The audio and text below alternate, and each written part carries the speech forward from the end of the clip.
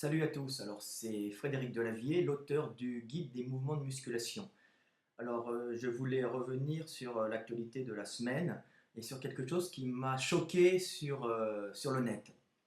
Alors il y a une vidéo qui circule sur la mort du powerlifter russe euh, Igor Golovkin qui a été filmé en direct lors d'un développé couché où ce pauvre garçon, lors d'une compétition, a eu un problème cardiaque suite à la chute d'une barre sur sa poitrine, à moins que le problème cardiaque était avant et était la cause de la chute.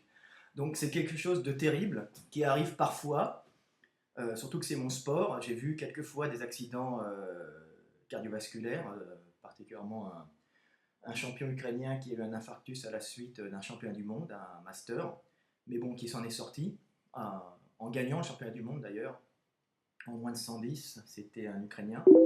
Donc c'est des choses qui arrivent effectivement en powerlifting parce que les poids sont énormes et la pression sanguine, la tension, ça peut faire des hypertensions et ça peut faire péter des petits vaisseaux. Alors ça peut faire péter des petits vaisseaux et puis parfois ça peut faire péter des gros vaisseaux ou des petites artères et ça peut être dramatique. Donc c'est inhérent au sport de force, hein. Il y a eu un strongman comme ça très connu qui est mort il y a quelques années.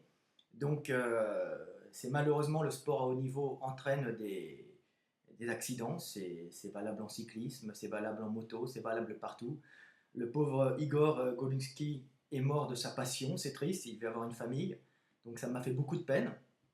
Et par contre, ce qui m'a choqué le plus dans cette histoire, c'est la réaction en France sur son Facebook public, hein, qui s'appelle le Facebook de Olivier Lafay. Donc c'était la réaction d'Olivier Lafay qui a, je cite hein, dans le texte, hein, quand un jeune garçon a mis la vidéo en disant qu'est-ce que t'en penses Olivier, ben, il a mis première réaction, ben, ça fait un détracteur de moins. Donc c'est une blague très drôle. Alors s'il l'a dit de bon cœur, c'est un gros connard. S'il l'a dit en faisant de l'humour, il n'a pas d'humour et c'est un connard aussi. Donc on rigole pas avec ça. C'est comme si on voyait un petit garçon se faire écraser, on dit ah bah c'est bien, on fera des économies à Noël, moins de cadeaux. Donc c'était un connard. Donc ensuite il a rajouté, je suis toujours très heureux de voir un fonteux mourir. Donc il s'enfonce encore. Et ensuite il a encore rajouté 20 minutes après ou 15 minutes après, tous les jours je rêve de voir plein de fonteux mourir sous les bars, l'idée me fait jouir. Tu as vraiment compris? Sûr. Donc Olivier Lafay, ou il est très con et méchant, ou il a un sens de l'humour vraiment minable. Ce qui est grave, car c'est quelqu'un qui a fait une méthode, qui a pas mal de succès en France, qui est suivi par pas mal d'ados, et il peut influencer les ados avec des réflexions comme ça, et c'est vraiment un très mauvais exemple, c'est bien minable de sa part. Ben, je voulais dire, Olivier Lafay, t'es bien une petite merde, et ton humour est nul, parce qu'il y a un pauvre gars qui est mort, et tu sais que te moquer, c'est nul. Hein, voilà.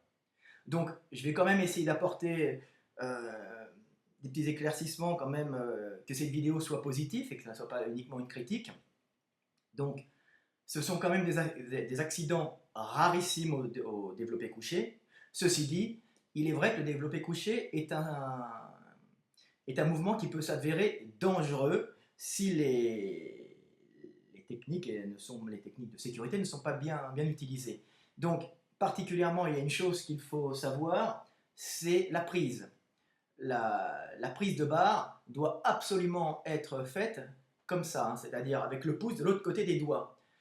Ce qu'on appelle la prise avec le pouce du même côté des doigts, c'est-à-dire que la barre sera positionnée comme ça, vous voyez, on va le mettre de l'autre côté pour que les gens voient bien. Bon.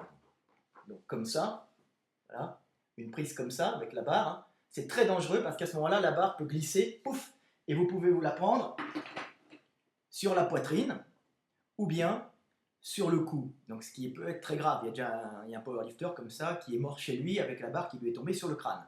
Hein, c'est connu. C'est des accidents, il n'y en a pas qu'un d'ailleurs. C'est des accidents qui sont absolument fréquents. On appelle ça aux États-Unis, aux États-Unis, chez les anglo-saxons, la suicide grippe. Donc si vous faites du développé couché, prenez tout le temps une prise avec le pouce de l'autre côté des doigts. Ça vous évitera un accident qui peut être terrible.